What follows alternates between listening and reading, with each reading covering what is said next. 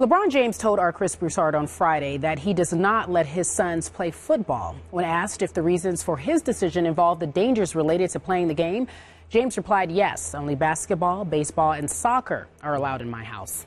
Our good friend Jerome Bettis, NFL analyst as well, joins us to weigh in on this topic. Twofold for you, because obviously you played football and you have a son, Bus Jr. Yes. What is your take on the future of football if you have such a powerful athlete like LeBron James saying, I will not allow my son to play the game?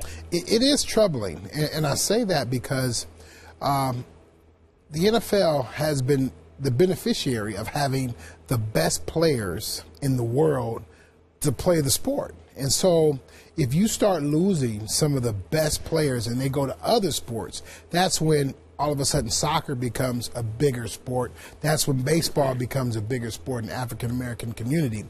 And basketball has already been a huge sport, but you're limited because you got to be tall. So it takes out a portion of a segment of the population. You can't just play basketball, so you have to play football. Well, if they go different places, then I think that spells trouble for the NFL long term. So I think that's why the corrective measures are in place right now. The NFL, they're trying to change the perception of the game in terms of the injuries, the concussions, all the things that they're doing. It's all to help that perception. I think that's what they're doing now. Well, we have to ask the question, yeah. Does Bus Jr. play football at age 7 years old? Not yet. Not yet. And my philosophy on that is I'll allow him to play contact football at about 10 years old. The difference here is I didn't play Little League football. I played, my first year playing contact football was in 9th grade. So I don't feel that you have to play, midget football with pads on at an early age. So 10 years old is when I would allow my son to play. My philosophy overall, though, is, I play football so he doesn't have to. And with that being said, if he wants to play, I allow him to play. And I'll be very involved as a coach, parent, because I want to make sure that he's learning correctly and that he's safe in every way possible. And, this is a dangerous sport. I get that. I understand it firsthand because I played it for 13 years in the NFL. So I understand the trepidation, the concern. And I understand why LeBron James makes this comment, because it is concerning as a parent. All right. Okay, but real quick before Stephen A. goes, wouldn't you consider yourself one of the luckier ones who played injury-wise, that you came out pretty unscathed? Very fortunate, yep. Absolutely. I definitely admit that I am one of the few guys to have played 13 years in the NFL and to be a running back that was able to not have a major injury. You didn't have one. I've been very blessed and very fortunate. Would the same happen to my son? The odds are probably against it. Sure. So I'm concerned about it, but I would still allow him to play the game. I think there's so many benefits to playing football than the risk. And you also believe that they're making corrective measures in the league. Absolutely. Correct. So the game that our children will play will look nothing like the game that they're playing right now on Sundays. So understand that as well. The game is being watered down. I understand it.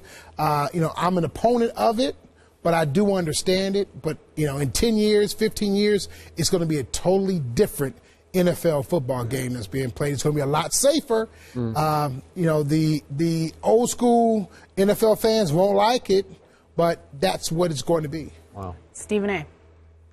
Well, first things first. Jerome Bettis may not have suffered any injuries. Why don't you ask the dudes that tried to tackle him? I bet you they had some injuries. That's one thing to point out. Number two, to get directly to the point of LeBron James, let's be clear about what LeBron James was saying here. LeBron James loves the game of football. I know that personally because he's talked to me about it. He loves the game of football, and he's certainly not trying to dissuade other kids out there from playing the sport. What he's alluding to is the age at which you involve yourself in it, particularly when you're a kid. As you get older, you're in a position to make your own decisions. And obviously, as you get older and you play the sport, the older you are, the more controlled, the sport is because of the rules, the stipulations that come along with the game itself, how the game is supposed to be played, what they're teaching, etc.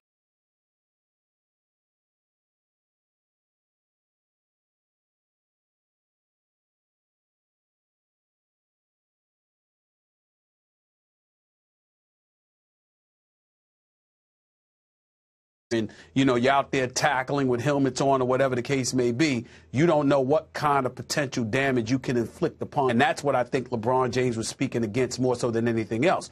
Then we have to take into account the socioeconomic aspects of it all. Let's understand that LeBron James is set for the rest of his life. His family is set for the rest of their life. His family for generations to come, in all likelihood, is set for the rest of their life. This is a dude that is on the verge of being a billionaire.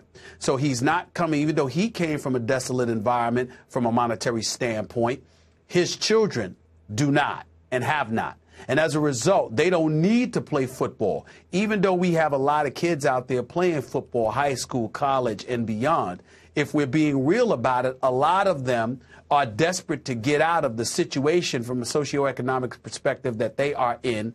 And this is the way they discovered, because they're gifted at this and they also happen to love the game. But if they didn't have such desperate situations confronting them, who knows whether or not they would subject themselves to these kind of risks when they have such a life of affluence awaiting them. So LeBron is not going to discourage anybody from getting themselves involved in football, especially if it's discovered that it's a way out of the socioeconomic doldrums that they're experiencing. His children don't have to worry about that. But there are plenty of other children that grew up like LeBron James did that do have to concern themselves with it. And the last point is, when we talk about how the game has evolved, and, you know, the bottom line is the sport is still incredibly dangerous. It's very violent. Guys are bigger and stronger and faster than they ever were before, and it is an incredible concern for a parent to have. But the concerns are usually, and the risks are usually outweighed by the potential benefits from it all. And that's why you're still going to have people out there wanting to play the sport and be actively involved in it, because they realize the benefits that they can reap. Everybody ain't LeBron James kids. They don't have to worry about that. Very good points, Stephen A. Smith. Now back to Jerome. My question, I can't speak for LeBron on this, and by the way, other athletes and ex-athletes have spoken out against their kids playing football. Even Brett Favre said, if I had a son, I wouldn't let him play football.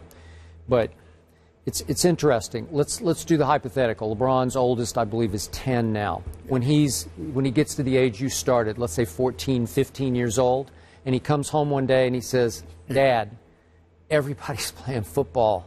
I play in the backyard. I'm pretty good at it. You know, I really enjoy the contact, even playing in the backyard.